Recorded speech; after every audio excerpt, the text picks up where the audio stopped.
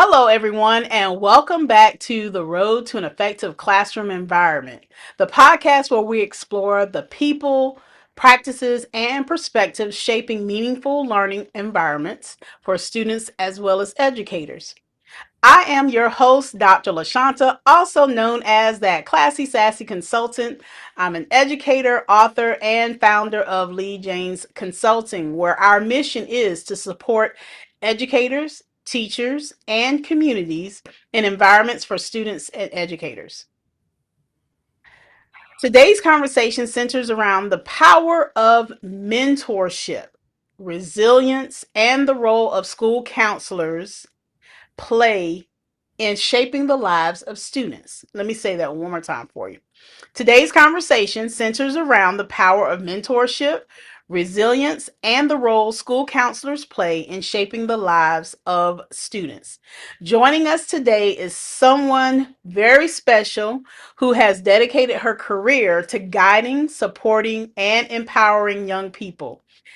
Today, our guest is Miss Renee S. Brown. She is one of my dearest friends, my Sarah, ex-co-worker, friend, and so we are going to enjoy this conversation with her today. Hi, Renee. How are you doing?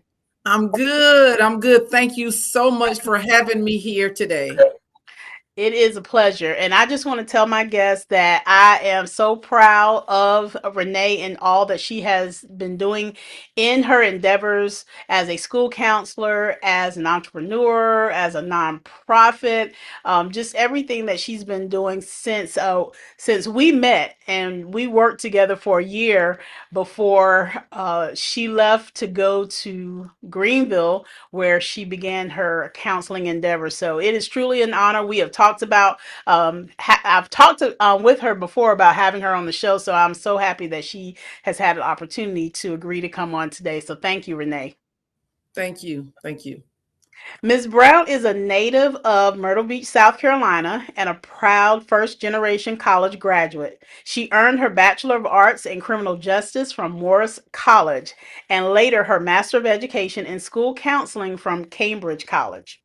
Throughout her career, she has served students across public schools, private institutions, and residential facilities supporting at risk youth. In 2015, she founded Blush Female Mentoring Program, an initiative dedicated to empowering young women through mentorship, leadership development, and community service.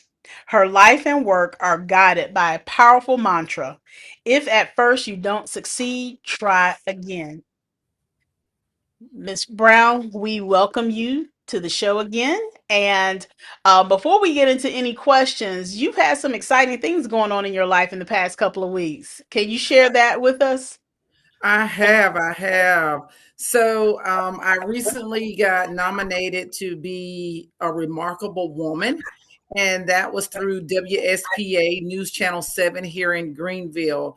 And every Tuesday of the month, they will feature a woman because it's Women's History Month. Okay. And I got to interview about my day to day operations of a counselor, about my blush program, and I was a finalist. They did have a main winner, but all of the women there who was nominated, oh my gosh, just they do great work.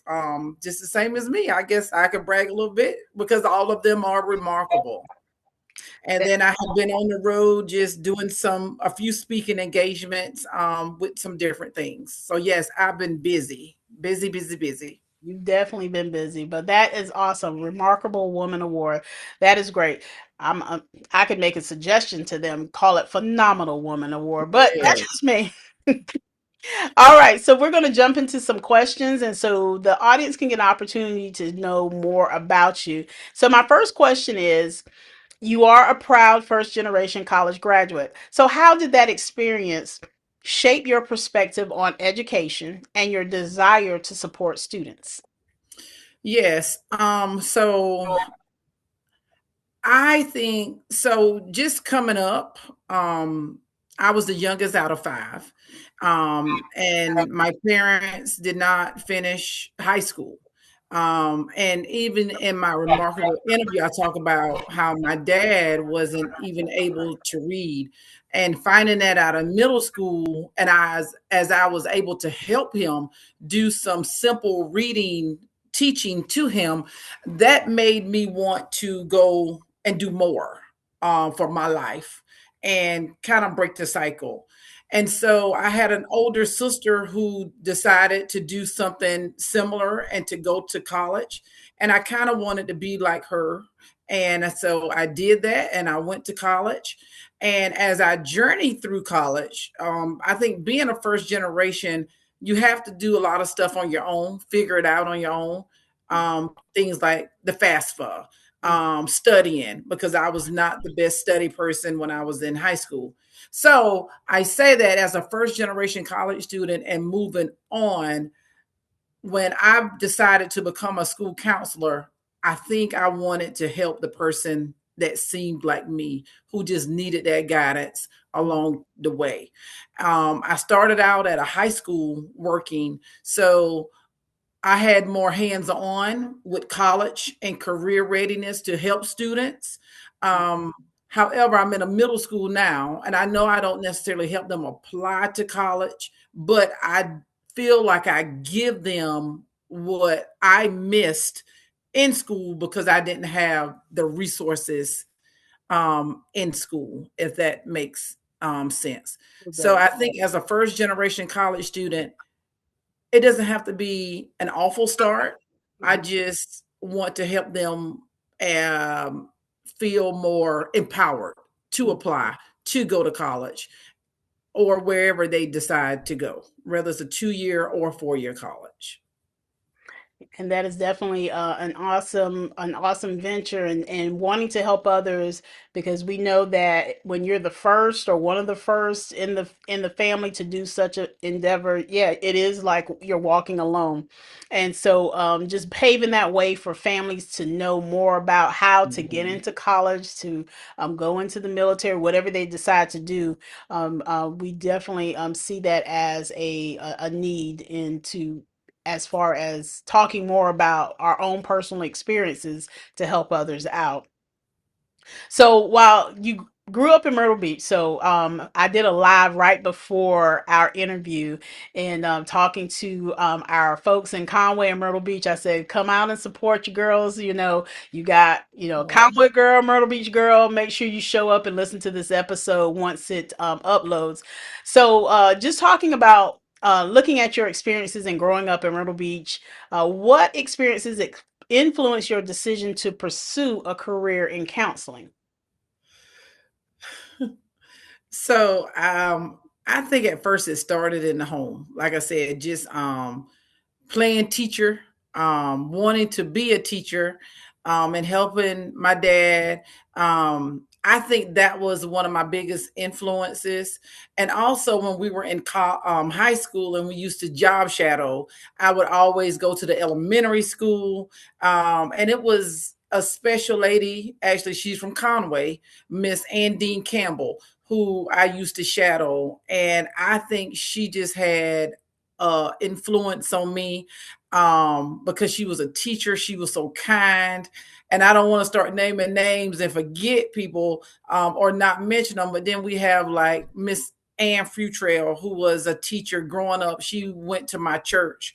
So it all kind of started in Sunday school as well, teaching Sunday school, doing things like that. So when I decided to go off to college, I just knew that I was going to major in education because I knew that's what I was called to do.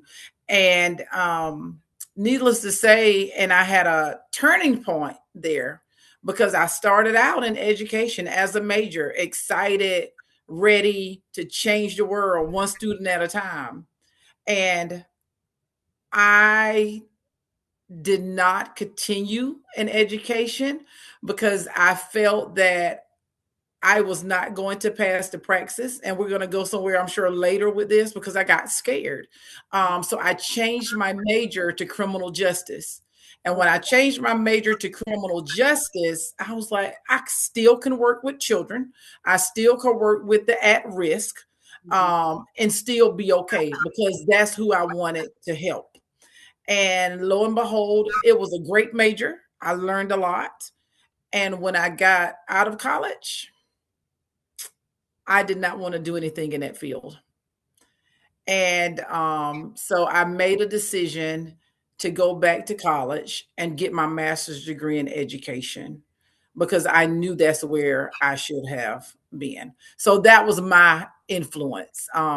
Those people, and I knew that I had to do it, but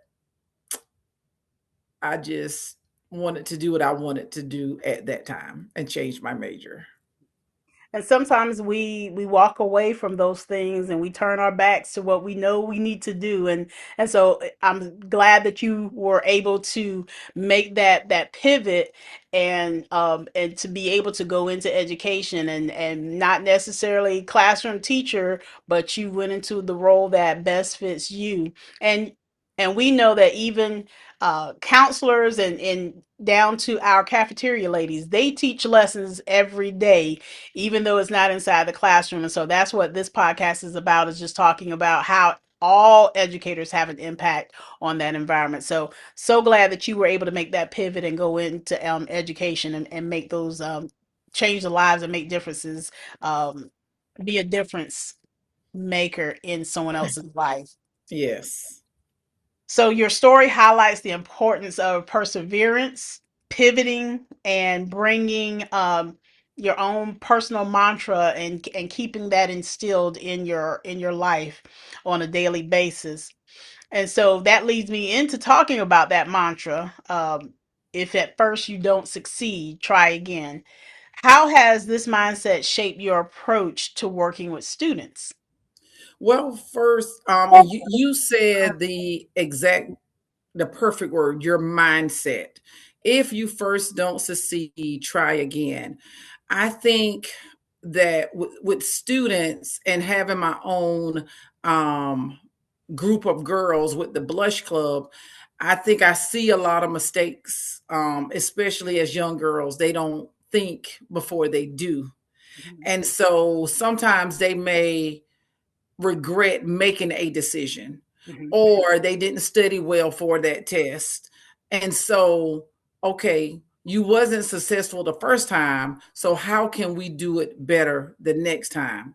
And so I do think all people have that mindset of I can't do it again because I've already failed. And that's when you have to come in and say, no, you have to find that power in you and try it again. We probably didn't get it right the first time. Just like what I just said a few moments ago, I changed my major because I was on something different. And I didn't even give myself a chance to necessarily fail, but I had to try again when I know I shouldn't have changed my major to criminal justice. So I tried it again with a higher level degree, and I just kept going. Just like with anything, if you really want to do something and you believe it, you can do it. So if it doesn't work the first time, you got to try again if you want to get to where you're going. That's just like climbing a wall. If you know it's hard at first and you're gonna fall down or you're gonna miss a few steps, but are you gonna just stop and give up? No, if you don't make it the first time, try again. And so I do think that's important. That's an important mantra. And so when you think about your mindset on that, like, dog, do I really want to try again? Yes, you do. Because that's where you find those positive affirmations to make you want them to keep trying again. You have to, and I like the saying in my book, and I know we haven't gotten it yet, but command your day. And so sometimes I lead to that because sometimes you probably had a bad day yesterday or you probably had a bad week. Okay, you probably didn't make it in your eyes on that first day. But then when you begin speaking those self affirmations and commanding your day and telling yourself what you can do and how you can do it, then you could do it over again. As long as you have breath in your body, as long as you woke up, you can try again and succeed. Ooh, That's encouragement right there. You just put on an encouraging word just in that little bit. Um, and I heard you talk about, you were talking about your book. I heard the power in you, and talking about your other mantra, and looking at command your day. And just so the audience knows, in one of the episodes, just recently, the one that I did on mindfulness with Mr. Todd Show, I used an example of mindset, and talking about having a growth mindset and using that phrase command your day. Well, this is who is credited with that phrase, because this is what she has been talking about. And so go ahead and tell us a little bit about your book, because I know our listeners out there want to know more about it. Talk about your book and who it's for. Yeah, so I have a journal book, whatever whatever you want to call it. So it's called The Power in You. And it's empowering you through journaling. So I decided to write this book, to write those thoughts down after a few things that I went through. And I use the word powwows. I had a few powwows with myself. I had a few different emotions that I went through. And some of those emotions I didn't think that I would make it through. And when I say I didn't think I was going to make it, I'm talking about not being here. Um And so I think I had to get to a place where I had to learn to identify my feelings. Mhm. And then while working in a school and working with children, is so many children that go through different things. Yeah. And adults are not that much different. So when I started to say, okay, how can I help people identify their feelings? Because once we identify why we are feeling how we're feeling, we can better address the situation. Just like if you have a headache, okay, it's reasons why you have a headache. Mhm. But if you don't get it checked out, okay, why am I head? Am I stressed? Am I not feeling good? Do I have the flu? Whatever it is. So if you don't identify the feelings that you are feeling inside, you can't address it and move forward. So, and then I'm the goal setting counselor at my school. I help the students set goals. And as they set goals, guess what? I set goals as well. Mhm. And when you set goals, guess what? You say, okay, how can I reach this goal? What's the time stamp? Do I want to reach this goal? Is this goal a real goal? So I started setting goals with the students. So I'm like, oh, I'm teaching, I'm learning, identifying, goal setting. Now, I'm not even going to say that I'm the type of person who journal every day. I'm not even going to tell the untruth. But when I started, I was like, oh, this feel kind of good. Because once you journal, it's just between you Mhm. and your pen. Nobody has to see it. So that is how I decided to come up with that journal, because I talk about breathing. If you sometimes just stop and breathe, whew, it just helps so much. And when you identify what is wrong, why are you feeling like this? Why do you feel like you need to go in the corner and cry? Like, you might not feel better at that second, but once you identify it and start addressing, you start to feel a little better. So I started doing most of those myself.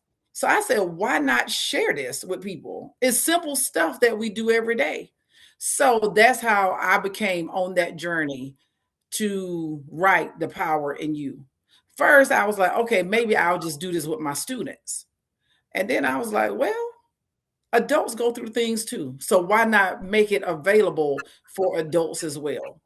So that is how the power of you became birthed inside of me, by going through my own situations, doing therapy, doing listening to myself. That's how it became a book.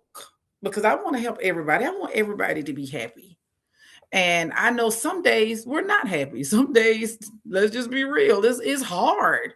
But once you find the power in you and how you can command your day by addressing things, you'll live life a little better. Definitely encouraging words. And so those of you that are going to catch this on YouTube, because you're getting to see the visual, I want to share the book with you. Thank you, because I just came in from work and my book is downstairs. I'm like, where's my book? Yes. I always got your back. So of course I had to buy the book when Thank you. I knew that Renee was going to have this out. I said I got to get this book. So I keep it in my office space, my studio office space, whatever you want to call this area. And so this is her book, and it is a definite um, keepsake, and it is something for you to go out there and buy, not only for your students but also for you as an adult. You may want to journal as well. So this is it, And those of you that catch it on YouTube. and what I like about my book, I will say this is the best part that I like, and I can't wait to elaborate and do a better edition, a second edition of this. Okay. So I work better in chunks. I I have some accommodations. I do better in chunks. And so, but what I like about my book is I break it down in 4 quarters. Okay. So even if the students are using it, it's 4 quarters in a school year. And so I break it down by quarter. If you're not a student, guess what? It's 12 months in a year, and you could break that down in quarters. So you don't feel like you have to try to do everything at once. Right. Just, all right, January, February, March, April, whatever. This is my quarter one, and this is what I'm going to focus on. So I know everybody, I work better in chunks. So Well, I like the way it's broken down. and that is an awesome way to break down journaling for those that you're not the only one. There are others that they do better writing in chunks. I know when I'm looking at a journal and I just see lines, I have several journals in here that I started writing, and I may be halfway through the journal. I might have written on day one and that was it. So also in the business world, we work in quarters. So that's another way to look at it. So we're coming this is March. So we're coming to the end of our first quarter when it comes to the business world, when you're looking at your revenues and looking, seeing how much has gone in, come out. So the world thinks in quarters. So your book being in Mhm. quarters, that's an awesome asset to it. So let's talk a little bit about students and some of the your opinions about where our students are. What are some of the biggest emotional or academic challenges that middle school students, and we've both been in that middle school world, and you're still there. But what are some of the biggest emotional or academic challenges middle school students are facing right now? Ooh, There's so many to choose from. Yeah. it is so many to choose If you from had to pick because, two, what do you think? ma'am, If you had to choose one or two. well, my mind automatically goes to social media, of course. Mhm. But and how do you bring that into the academic world? I think I think that the academic world, many students don't apply themselves as much as they should when it comes to studying, or having high expectations. Mhm. I think a lot of parents today, they don't challenge their children to do the best they can. Ooh, that sounds horrible. But I see it because when I meet with some of the students as I'm the on track, we have a program in Greenville County called On Track. And whenever students get off track, meaning they're failing or their attendance has dropped, or behavior, we meet with those students. So I think when I meet with a lot of those students and I say, what happened? And they'll say, well, I have a D, so I'm passing. And so sometimes, and don't get me wrong, and a D is passing. However, when you look at the not handed in assignments and the not doing their work assignments, and you say, why? There's no expectations. I think there's no village necessarily. Mhm. Because when I start meeting with those students who are not turning in their assignments, it's not that they don't know the information. It's just that they don't want to do it because they believe that the bare minimum is okay. Mhm. So when I start meeting with those students on a regular basis and I reward them, I do, for turning in their assignments or completing all of their work, they get excited and you can see them do better. So I think it's more of laziness. Can I say that? Yeah, you can. And and I say it because they're not smart. They are very capable. Mhm. But I think that's what happened to the academic world. They don't care. Mhm. And then if they do make an A or a B, I hear many students say, I'm not making A's and B's, and it's not because they don't, because they're gonna feel like, oh, well, my classmate is gonna look at me like I'm a nerd. Yes. It's something wrong with being a nerd. Um, so that, and I'm gonna just stick to that laziness. Is these video games? Is this social media? Is everybody wants to be a YouTuber? And nothing is wrong with YouTubing. That I'm not saying that's nothing is wrong with YouTubing, but they're not completing their work because they don't want to do it because they don't see the value in doing it. So And I can't say, I'm sorry. And that's the first thing I think of is laziness. mhm. They no expectations. And that definitely is a challenge, especially with middle schoolers, because once they get to the high school level, we see what hasn't happened, as far as being challenged more in class. So it's a trifold effect, because it starts with the students wanting to be engaged.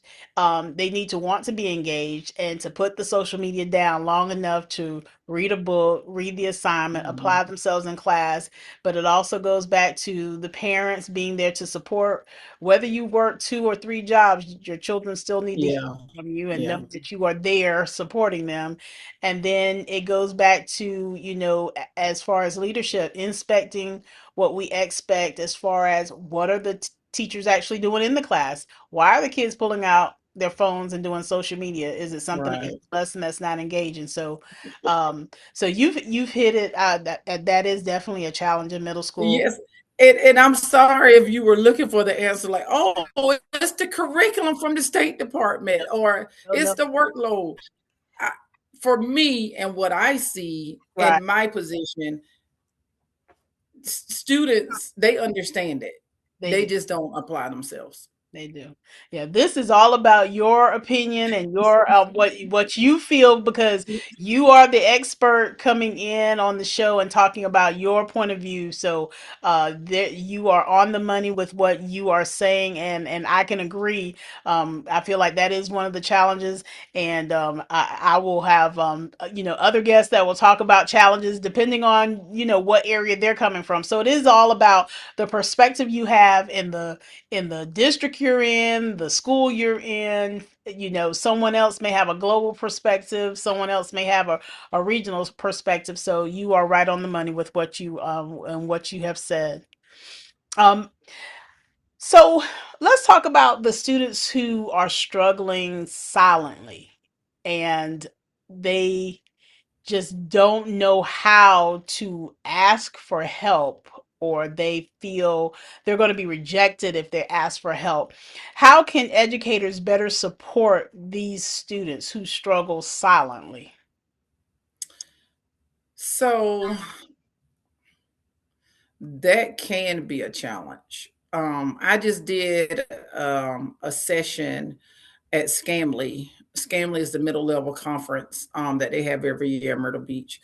And my session was on the power of relationships. Mhm. And some students are just shy, some students are just quiet.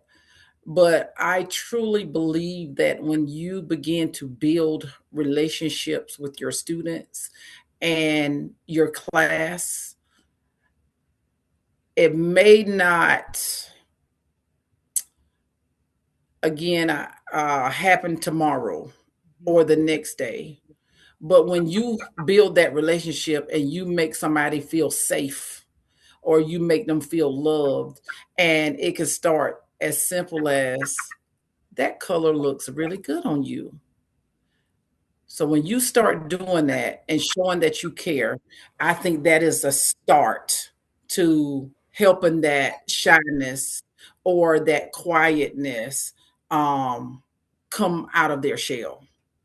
And if for some reason, if you can't do that, that's when you also um, in my session, I highlighted POW, and the P is the position that you're in your classroom. The O is for opportunity. So the O, opportunities of reaching out to other people in your building who may be able to make that connection with that person. So I say that with relationships and when kids know that you care, they'll come out they shell just a little bit because that shyness might be trauma. That shyness may just be shy. I never had the pleasure of being shy. Um, I didn't have that problem. I think in life now, I'm the shyest I ever been, believe it or not. So, to answer your question, Dr. Sarvis, I think it's the relationships that you begin to build with children, the compliments, the safety net that you give them in your classroom.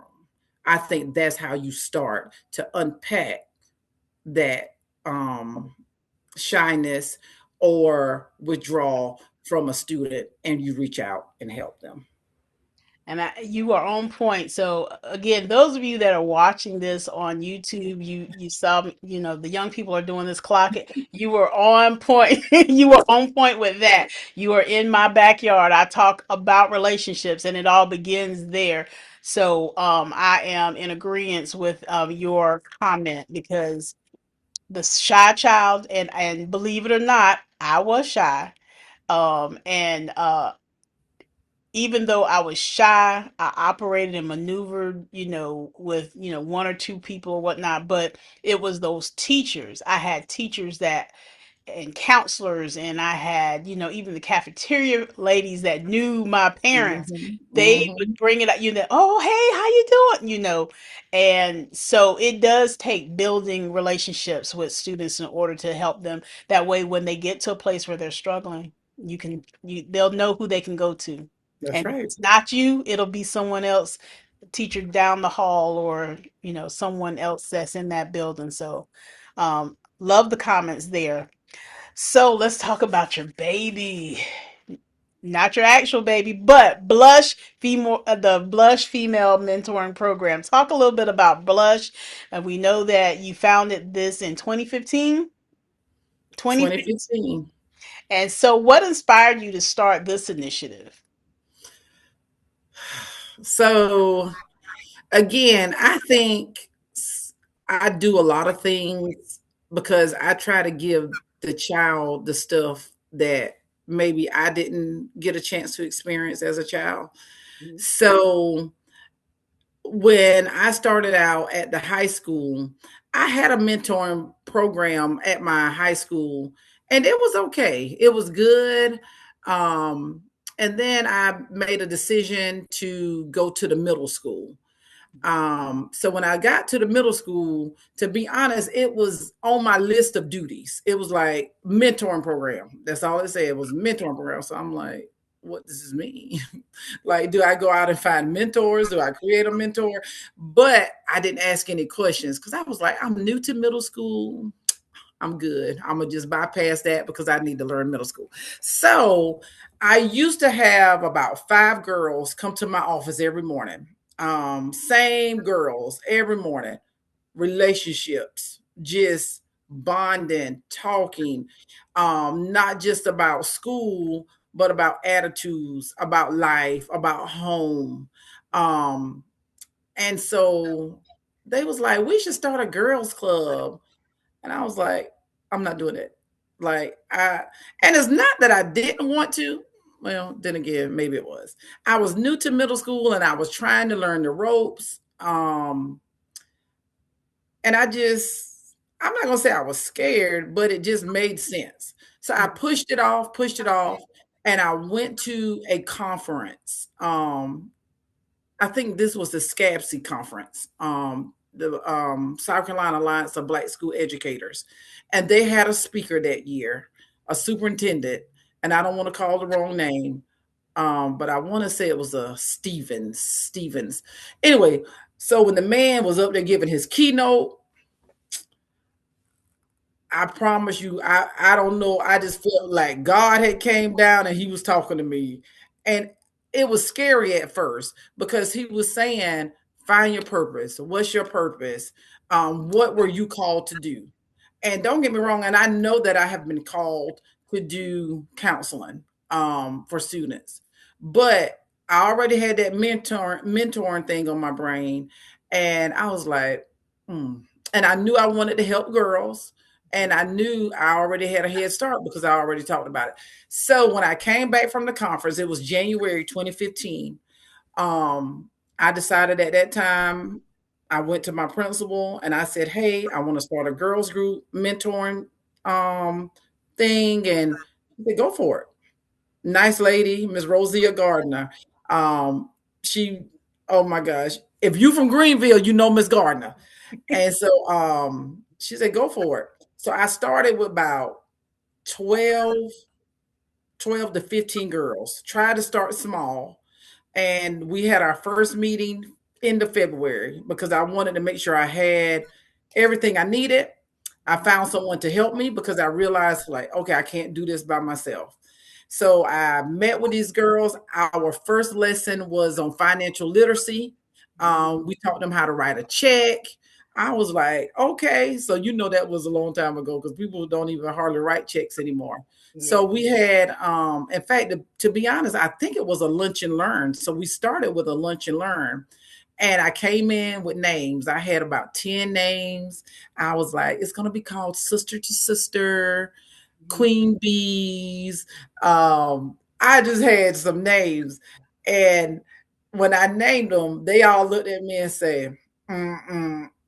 And so at that point, I knew I had the right girls because we had already had that bond. So anyway, so we came up with the name Blush, this young lady named Jasmine. And I remember saying, I don't like that. And then they was like, no, it's good, Miss Brown, because look, we're girls and we like makeup and blush is a makeup. I said, okay, if we're gonna do blush, we got to come up with like names like an acronym. So somebody said beautiful because we're all beautiful. I was like, okay. And then somebody said love, love. So that's how we came up with loving. And then I said unique because we're all different.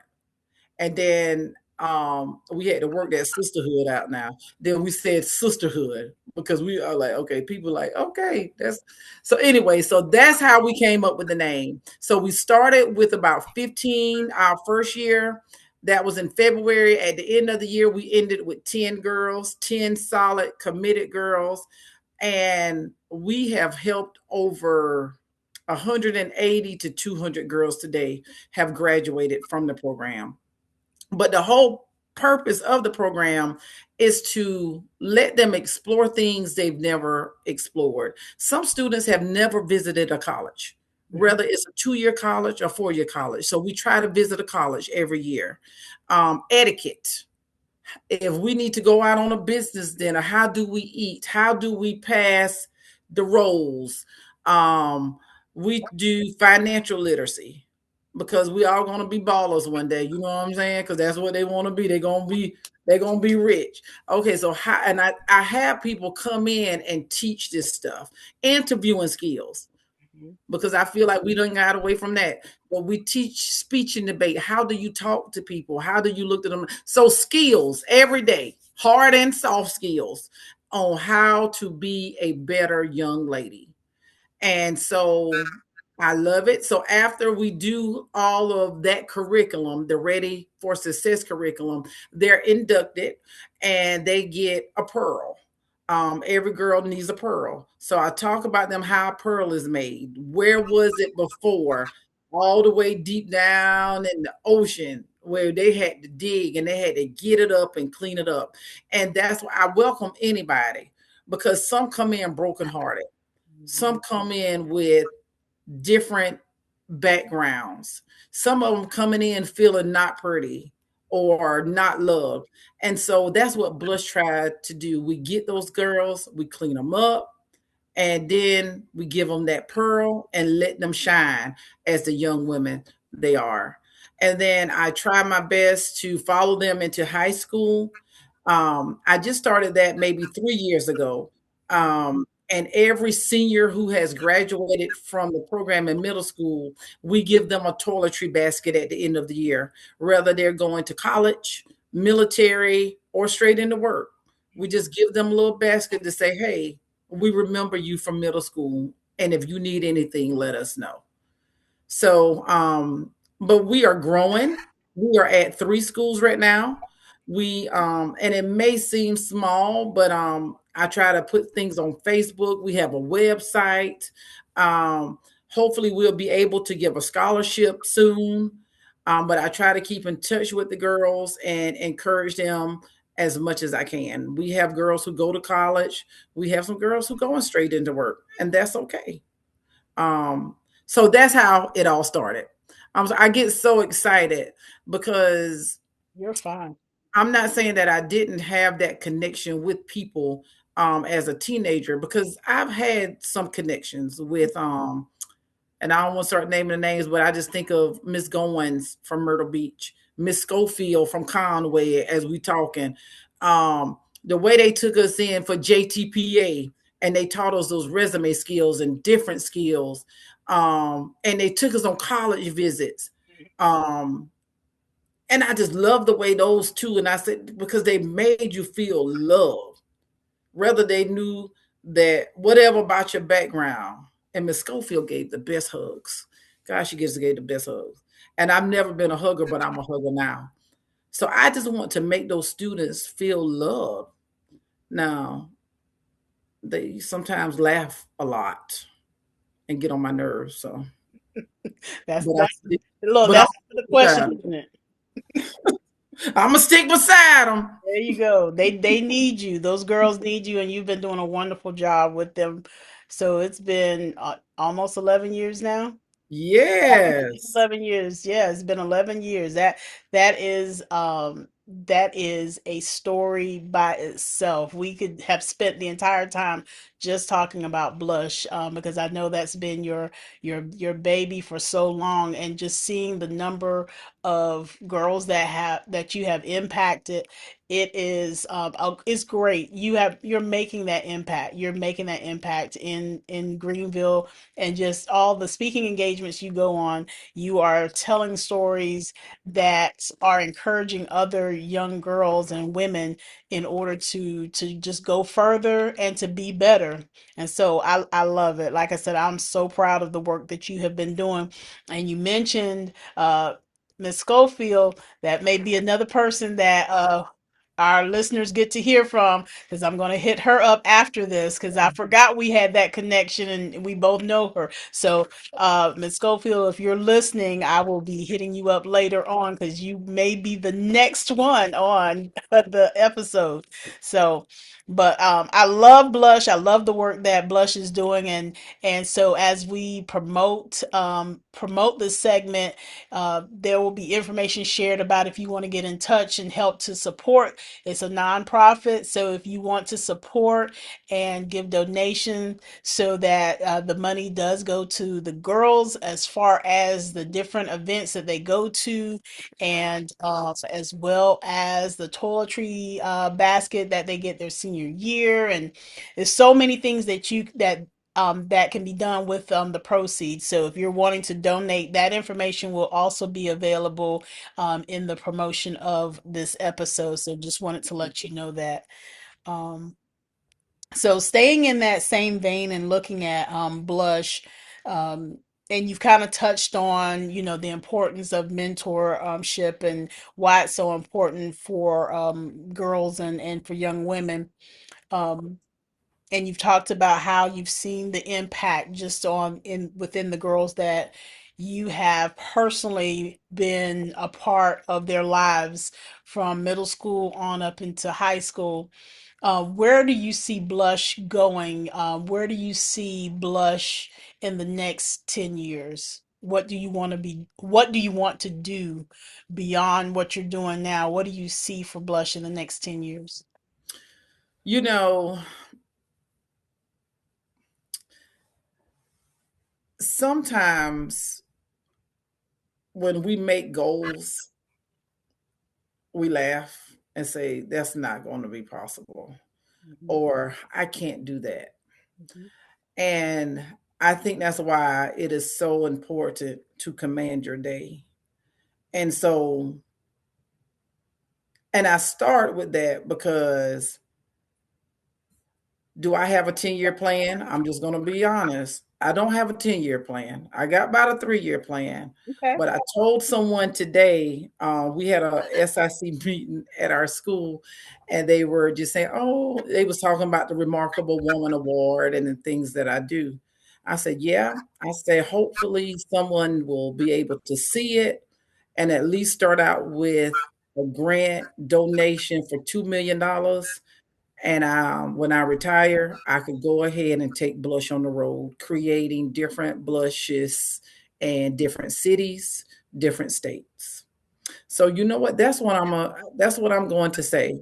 I have, and you know what? That's what I'm going to say because I would love after retirement. I got about 8 years um, to get on the road.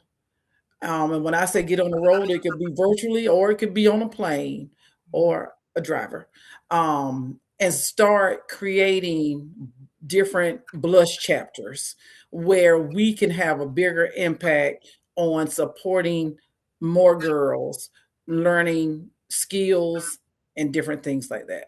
So 10 years from now, within the next 10 years, hey, I'm open. If I get the right funds, we're going to have a better website. We're going to have a blush van. We're going to have a blush house. Okay. We're going to have some after school tutoring All right. going on at the blush house. We can have some different events at the blush house. But I would love to take blush on the road in different cities, different states, and do whatever we can do to empower all young ladies. There we go. Speak that thing into existence. Because I that was going to be one of my next questions is, exactly what do you see happening as far as expansion? So you already answered that, and you see Blush growing into more chapters, and that Blush van, that's gonna be neat. Is it gonna be I'm gonna like the say Scooby this. van? Oh no, we're gonna be like the Amazon man. Okay, there we go. Amazon. That sounds good. So that's Blush. so I'm hoping that anyone that's listening right now, again, very, very worthy nonprofit. Uh Yes. very worthy nonprofit. And so again, um donations to Blush. If you donate, you will definitely not be disappointed because the money truly goes to these young ladies and helping to improve their lives and to help them to um, be better and Yes. preparing them for life. So definitely a worthy, very worthy cause. So we are coming to the close of to the interview, but I wanted to see you had anything else you wanted to share that we haven't covered before I ask the last question. Is there anything that we haven't touched on that you want to share that would be beneficial, uplifting, inspirational, encouraging? We've gotten so much encouragement since we've been on, but I open the door for you to share anything that you would like to at this time before the last question.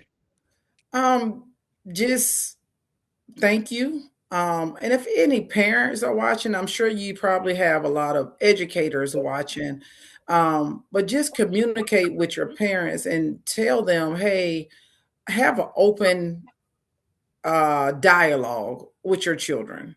Don't be afraid to tell them, check their assignments, check their book bag. I think when students get to middle school, parents kind of back off because they feel like, oh, they're responsible. They don't need me, but they do need you. Yes. As much as they need you in third and fourth grade, they need you in sixth and seventh and eighth grade. So don't pull back from your child just because they feel like, hey, they still need you and they still like structure. Exactly. Well said. I, well said. Nothing else can be said on that. All right. So for the final question, if you could speak to every young girl in America, or let's just say the world right now, um, for just 1 minute, if you had to speak to every young girl in the world, what would you want her to know about her potential and her future? The power is in you. The power is in you to travel the world, to explore the world, and to do whatever you want to do. God created you for a purpose and with a purpose, but it's up to you to find that person. Find a trusted adult and lock on and keep walking with them so they can give you some guidance. You have the power, but you just have to find it in you, and don't be scared to find it because when you do find it, you're going to change the world. Thank you so much for that. Ms. Brown, Renee, my friend, ex co-worker, Sarah, thank you for sharing your story and for your incredible work. And continue to do what you are doing, mentoring and empowering students. Your commitment to perseverance, leadership, and service is truly inspiring. To our listeners, today's conversation reminds us that mentorship, encouragement, and guidance can transform the trajectory of a young person's life. Thank you for joining the Road to an Effective Classroom Environment. If you enjoyed this episode, be sure to subscribe, share, and continue the conversation with us online. Go to, if you have iPhone, MacBook, go to Apple Podcasts and leave a review of this episode as well as others. You can drop me an email at Lashanta, LASHAWNTE, the number 6 at gmail.com. If you would like to share what you thought about this episode or any other episodes, love to hear from our listeners. I'm getting more and more emails from individuals that are listening and they are impressed about some of the people that we have had on. So thank you to all of my guests. Thank you, Renee, for agreeing to be on the podcast. Thank you so much for being one of my interviews for Women's History Month. You have kicked off Women's History Month. You are the first person that I've interviewed for March. And so we started off March strong, and we're going to continue going forward strong. So until next time, keep leading, keep inspiring, and keep creating environments where our students learn. Have a great one, everyone. Thank you. Thank you.